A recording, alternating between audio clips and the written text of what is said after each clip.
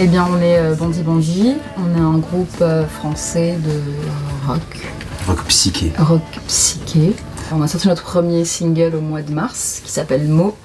Et notre premier EP qui est sorti le 11 octobre. Moi je m'appelle Hugo.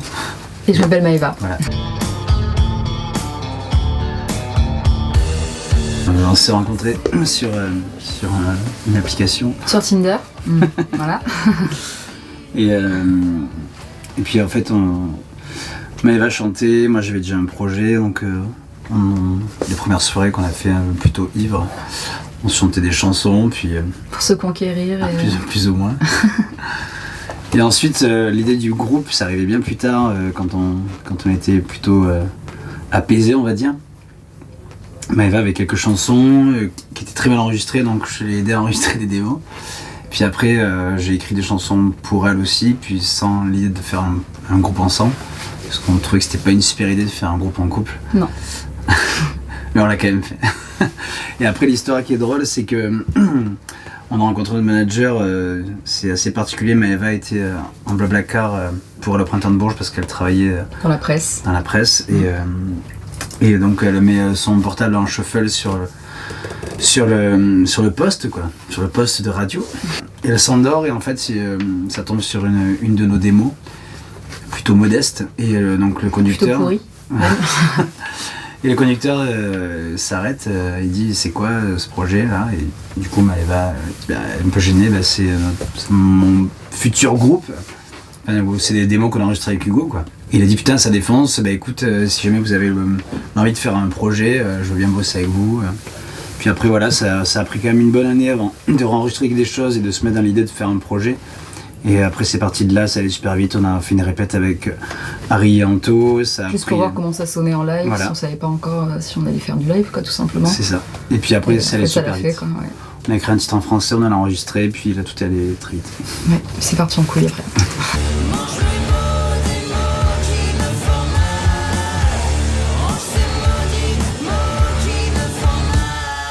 Avant de parler de musique, vraiment, moi je sais que je suis très cinéma, très photographie, et on avait cette idée-là un peu pistoleros, un peu ces duos à la Bonnie and Clyde, et même sans parler de Bonnie and Clyde, vraiment c'est ce côté duo un peu complètement détraqué, tu vois, ouais. Natural Born Killers, tout ça. Voilà, c'est Vincent Vega dans Pulp Fiction, il y avait un peu cette idée-là de je t'aime moi non plus. Ouais, et c'était aussi, comment il s'appelle ce film, Sailor Lula. Sailor Lula, ouais. Et on a fait une première séance photo qu'on n'a pas gardée, mais au tout début, avant même d'avoir fait première répète, c'était un peu un mode comme ça, pistoleros, et ouais. Je me rappelle, on avait mis des foulards des fois, et c'est là que j'ai eu l'idée de Bandit.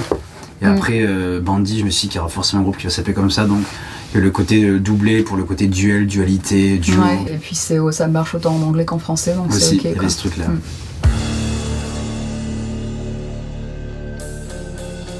C'est Hugo qui est un peu la tête pensante du projet au niveau de la composition, parce qu'il est très, très prolifique. Et du coup, il va amener le riff, il va écrire les débuts des paroles, machin. Là, il arrive à quelque chose d'assez concret, qui va après ensuite enregistrer, il va me faire écouter du coup, parce que moi, juste un guitare-voix, ok, mais il va du coup amener tout ce truc-là, il va faire les maquettes. J'ai besoin de leur monter plus, parce que des fois, ça suffit pas juste un riff. J'ai besoin de créer une ambiance à chaque fois, donc après, c'est vrai que Maëva, c'est un peu la directrice, on va dire, c'est fois ça passe pas, et quand ça passe, là, je l'envoie aux autres. Et après, ça se crée aussi avec les gars, on répète quand même tout ce côté ambiance. Oui, puis on parle vachement de ça, de tout ça, tous les quatre, même nous deux, des sujets qu'on veut aborder, du style, du son qu'on recherche, qu'on a envie d'avoir. Ça aussi, c'est quand même assez défini. Je me rappelle, on avait écrit sur un papier un petit peu tous les trucs, il y avait plein de références au cinéma, effectivement, bien plus que la musique au final. Mais on savait plus ou moins que ça allait sonner comme un truc psychédélique. Et après, le côté français, ça arrivait grâce à Mo, c'est le morceau qui a déclenché tout le reste. On a écrit Mo juste en allant en studio, on ne devait pas l'enregistrer au départ. Notre manager a dit il faut enregistrer absolument ce titre. Puis en fait, c'est marrant parce que dès qu'il y a un morceau qui te rassure, derrière j'en ai écrit plein en français. Et en fait, maintenant, j'ai pas écrit de titre en anglais. Non. Donc, c'est ça en fait, pour moi, le côté vraiment intéressant de ce projet, c'est d'arriver à marier du rock vraiment anglo-saxon pur et dur et de le faire en français.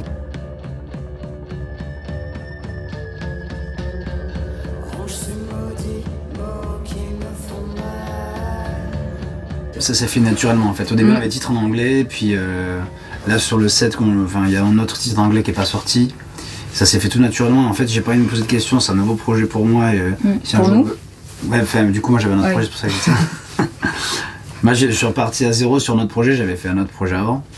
Et je voulais que ce soit une liberté pour moi artistique. Et si un jour il nous vient l'envie de chanter un titre en italien, pourquoi pas quoi. Ouais, carrément. Voilà. J'ai pas du tout d'idée, mais en tout cas, voilà, c'est ce truc-là de liberté quoi.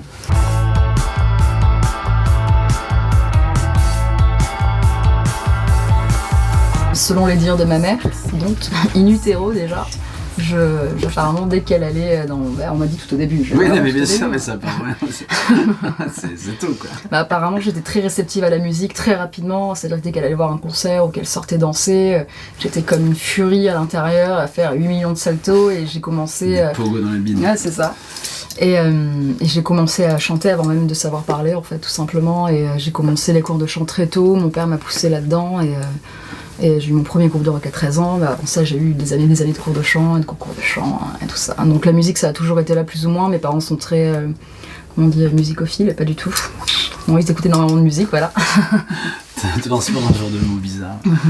Et non, du coup la musique ça a toujours fait partie de moi, de ma famille, de ma culture. On a toujours énormément écouté, moins de rock. Le rock c'est plus ma mère, mais ça restait sur du Police, Supertramp, Dire Straits. Plus chansons françaises surtout. Mais voilà, c'est énormément de chansons françaises surtout. Ouais.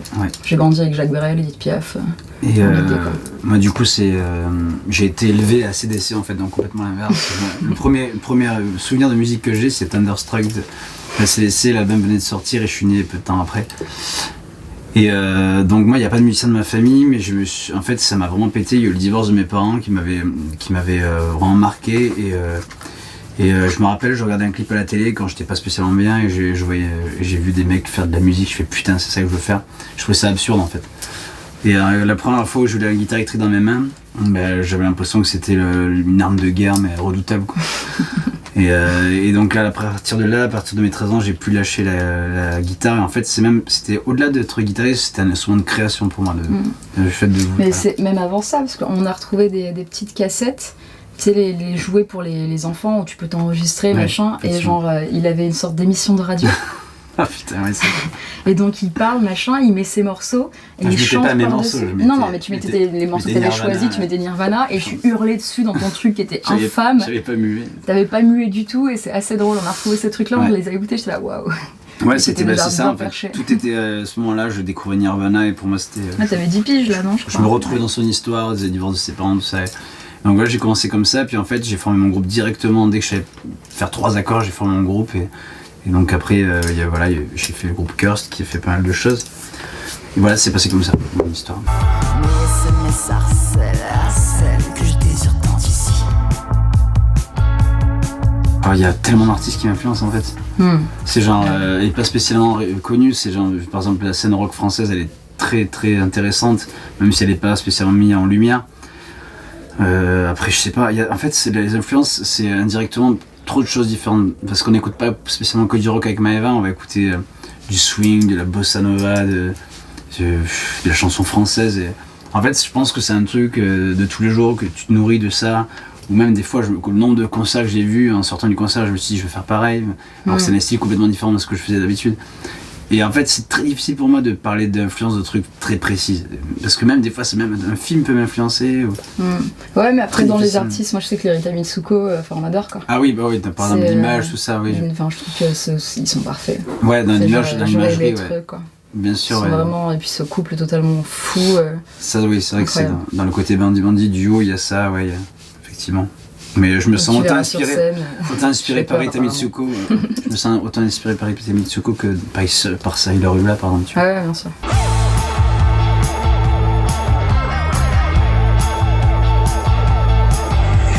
C'est pour le fait de s'évader, moi. C'est ça, ouais, c'est une libération du corps et des sens. C'est vraiment, j'ai l'impression de...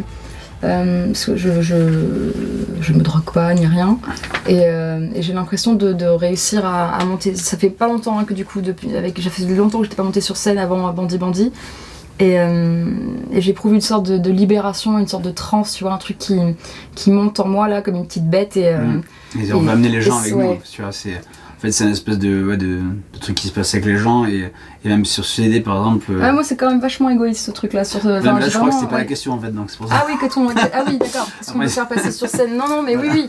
Après, carrément, quand on a fait les premiers concerts et tu vois les gens chanter Mots, les paroles de Mots, je suis là, putain, j'ai l'impression d'être Johnny Hallyday à Bercy, ces gens trouvent, tu vois. C'est très très bizarre, mais c'est très gratifiant. Et moi, il me faut du temps pour appréhender encore tout ça, même la relation avec le public. Je crois il faut que je fasse encore de la scène. Ça va se faire, tu vois, c'est récent, donc on a commencé à tourner au mois d'avril. Et c'est pas quelque chose que je comprends totalement, mais c'est ok, et c'est grave cool même, donc c'est cool. Ce qui me concerne justement, pourquoi je le fais pour les gens, effectivement, et c'est vraiment pas un truc, pour moi c'est un truc où on doit être en communion avec les gens et si on peut se évader de leur quotidien, je sais pas, moi je sais que c'est comme ça que je vois les concerts en fait. C'est une espèce de truc où genre alors on s'en branle, ça va être du rock'n'roll et ça va être cool pendant 1 heure, 1h30 et on va oublier tout ce qui se passe autour et c'est là où je trouve que c'est intéressant et voilà, je sais pas, comme si je sais pas, j'ai l'impression que ou pour la musique, en tout cas ce qui me concerne, je suis né pour divertir, tu vois, et si je peux les aider à ça, c'est cool, quoi. Je te vois un peu comme ça, moi, comme une espèce de, tu vois, d'artisan Toujours plus. Mais après, pour les textes qu'on aborde, on parle énormément, le premier EP surtout, parle énormément de notre relation, de notre rencontre, tu vois, des débuts un peu chaotiques et après de l'apaisement qu'on a pu trouver sur 4 ans. Et je pense que c'est un thème de toute manière universel et dans lequel les gens peuvent se retrouver en fait et se soigner aussi, tu vois, parce que nous ça nous a soigné de faire ce truc là et ça a apaisé tout ça, donc pourquoi pas soigner les maux des gens du coup. Waouh.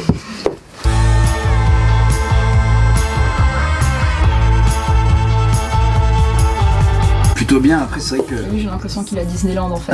Non, en fait c'est les jours on a des bonnes nouvelles. Non, c'est vrai qu'on a eu un enchaînement de bonnes nouvelles où c'est que moi j'ai travaillé longtemps avec notre projet où les bonnes nouvelles tombaient mais pas de manière si rapprochée. Non, en fait ce qui est cool c'est que tout a été pensé avec Maëva, on avait une idée du métier aussi, on faisait les choses dans l'ordre. L'avantage d'amorcer un nouveau projet c'est que tu l'amorces quand tu veux, donc on voulait être vraiment prêt avant de sortir le premier clip, donc on avait plein de titres déjà qui étaient prêts. Donc après c'est vrai que tout s'est enchaîné super vite, mais on s'était dit que cette année 2019 on allait faire quelques cafcons, faire quelques dates, mais on amorçait justement doucement le projet. Puis il se trouve que ça allait beaucoup plus vite que prévu et on pensait pas sortir un EP et partir en tournée cette année. Mais je trouve ça bien en fait parce que du coup ça te fait un petit coup de pied au cul et tu te mets vraiment dedans et c'est vrai que cette année elle a été complètement absurde quoi. Elle est pas finie mais c'était absurde quand on regarde, c'est vrai au mois d'avril c'était il y a 7 mois, c'est ouf quoi. Ouais, c'est assez dingue. Moi, je capte pas encore bien ce qui se passe. Ouais. Je pense que les vacances là d'hiver, je vais pouvoir réfléchir à tout ça et me mettre ok là-dessus. Mais voilà. Non, mais c'est trop cool. C'est trop dingue. Mais c'est juste que en étant attaché de presse, je travaille avec plein de groupes en développement et des groupes qui sont ultra qualitatifs et qui sont super doués et qui galèrent quoi. Et je suis là, mais pourquoi nous ? Ouais, c'est vrai qu'on a pas mal de chance. Tu vois, t'es là, pourquoi nous plus qu'un autre, après, c'est pas... On est qu'au début, on a oui, encore rien fait. Non, mais bien sûr, mais on est quand même... on n'a pas 1 an d'existence et c'est trop dingue. Je sais pas, une sorte de bonne étoile, je ne sais quoi, mais c'est assez dingue. C'est un truc, quand moi j'ai proposé à Maëva de faire ce projet, je sentais quelque chose, j'étais sûr de son talent, mais j'avais... Non mais c'est vrai, j'avais... Le nez, mesdames et messieurs. J'avais un truc, une aura, un truc, je le sentais, tu vois, c'est pour ça, pour moi c'était une idée de merde de faire un groupe avec sa copine, tu vois, mais je me suis dit c'était plus fort que moi, il fallait le faire, et comme quoi des fois quand on sent les choses comme ça, il faut y aller, et voilà, après effectivement il se passe tout ça, mais c'est vrai que voilà, le l'EP j'en suis hyper fier, les chansons j'en suis hyper fier, ça fait longtemps que j'ai pas été aussi fier de toutes ces choses, d'avoir écrit des chansons pareilles. Et voilà, après effectivement il y a des super groupes partout, mais écoute, tant mieux ce qui se passe, tant mieux, on verra, il faut que ça dure, il faut que... On va bosser pour en tout cas. Voilà. Donc, on verra. Les modifications, cassons toutes les addictions. Oui, carrément. Bah, du coup, l'album, on va l'enregistrer début 2020. Ouais, alors voilà, en fait, sur scène, il y a la moitié de l'album qui a joué déjà, parce que sinon, si on jouerait que l'EP, on jouerait que... 15 minutes, ça serait chaud. Du coup, on a écrit plein de chansons, même avant d'avoir sorti l'EP. Et ouais, voilà, effectivement, on va enregistrer en début d'année, on sait pas quand est-ce que ça va sortir, mais c'est histoire d'anticiper les choses, et comme vous disiez tout à l'heure, de garder cette spontanéité des morceaux et de pas laisser trop le temps. On les a bien joués sur scène, là, on a cette tournée qui nous a fait du bien aussi pour les morceaux, parce que c'est vrai que sur scène, tu redécouvres des choses, tu fais gaffe à les tempos, des moments. Ouais, et puis en plus, on a eu la chance de pouvoir jouer soit dans des tout petits cafcons, soit dans des smacks comme le Stéréolux avec la Strain, et du coup, ça permet de, tu vois, nous aussi s'appréhender selon les scènes, selon le public, et c'était très cool. Ça nous a bien... ça nous a fait prendre un level, quoi. Enfin, on a de compréhension du moins de nous et de notre musique. Donc c'était cool.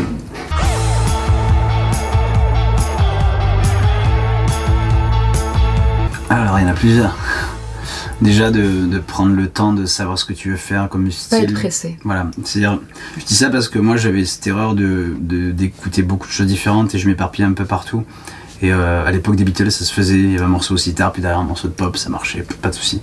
Maintenant, on avait un truc qui est très ancré et je pense que ce qui est bien dans un sens d'avoir un truc voilà, assez défini visuellement, tout ça.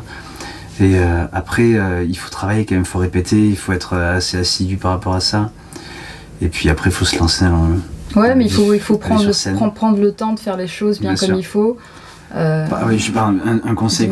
Tourner, il faut tourner. Non, c'est un truc que je vois souvent dans les jeunes artistes, c'est qu'ils veulent vite enregistrer un album. Et du coup, là, ils n'ont pas beaucoup de pognon, comme tous les artistes. Et du coup, c'est au détriment de la production. Et je pense qu'il vaut mieux se concentrer sur un ou deux titres, les travailler vraiment super bien, et de faire une jolie prod et d'essayer de tourner avec ça. Et après, on envisage de faire la suite. Et d'essayer de se rapprocher aussi des gens voilà, qui ont travaillé dans le milieu, je sais pas, on parle beaucoup des SMAC locales, etc. D'essayer d'aller... Des acteurs locaux. Voilà, des acteurs locaux, tout ça, d'essayer de se copiner, parce qu'il y a aussi ça, c'est le réseau aussi dans la musique quand même. Donc il faut, ouais, et puis faut parler, il faut discuter avec les gens. Jouer à balle, et surtout pas se mentir.